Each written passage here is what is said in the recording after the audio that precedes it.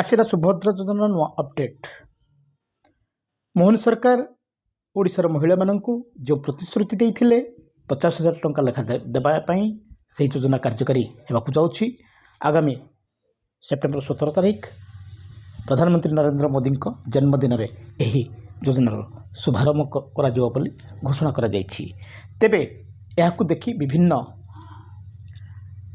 आधार केन्द्र एवं जनसेवा केन्द्र रे जो अहेतुक भिड़ देखा एवं व्यस्तता देखा ताकू आखिरे रखी ओडिशार उपमुख्यमंत्री प्रभाती परिडा कहिसेंती जे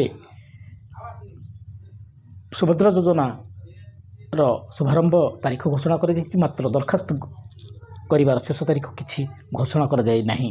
एणु एथिपई कौनसी महिला व्यस्त होगा आवश्यक नुह एवं समस्त योग्य हिताधिकारी को यह योजन रे सामिल करा जिवो।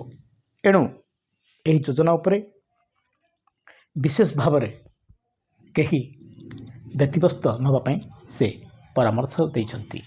यही योजन रे विशेष भाव में महिला मानकर उन्नति पाई 5 वर्ष 50,000 टंका सरकार जोगाई देवे, जहाँकि 2टी किस्ती रे प्रथम किस्ती राखी पूर्णिमा दिन एवं द्वितीय किस्ती आंतर्जातिक महिला दिवस जहाँकि मार्च 8 तारिख पड़े। द्वितीय 2टी किस्ती रे प्रत्येक किस्ती रे 5,000 टंका लेखाई तांको अकाउंट को सीधासलख प्रदान करा जिवो। एवं एथिपाई जो मानदंड रखा जाइछि जे संपृक्त परिवार महिला बा परिवार 2,50,000 टंकार वार्षिक रोजगार अधिक नथिबो, उक्त महिला 21 वर्ष 60 वर्ष मध्य होइथिबे एवं जदि तांको परिवार 5 एकर ऊर्ध्व जलसेचित जमी नथिबो किंबा 10 एकर ऊर्ध्व अणजलसेचित जमी नथिबो किंबा से माने आयकर परिसरभुक्त नथिबे एवं उक्त परिवार कर विभिन्न राजनैतिक प्रतिनिधि जेपरिक ब्लॉक किंबा विधायक किंबा एमपी होई नथिबे, वार्ड मेंबर होइथिले चलिबो। एई नीति निर्धारण करा जाइछि। संपृक्त महिलांकर सरकारी चाकरिया तांको परिवार केही नथिबे किंबा तांकर कार किंबा से भली 4 चकिया जान किछि नथिबो एवं सेमाने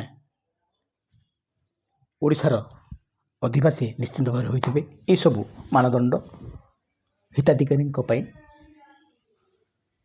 रखा जाइछि।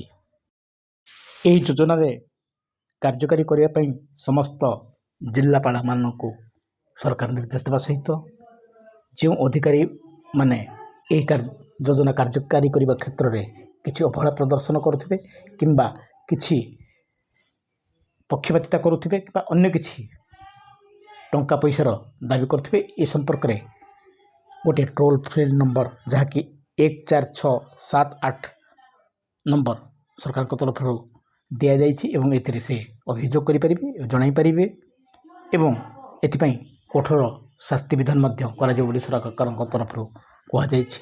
या सहित एथिपई प्रत्येक महिलांकर आधार कार्ड रे थिबा जन्म तारीख को जन्मर प्रमाणपत्र भाव में ग्रहण करा जिबा सहित मोबाइल नंबर लिंक हेबा जरूरी बोली सूचना दिया जाइछि एवं ए संपर्क में सरकार तरफ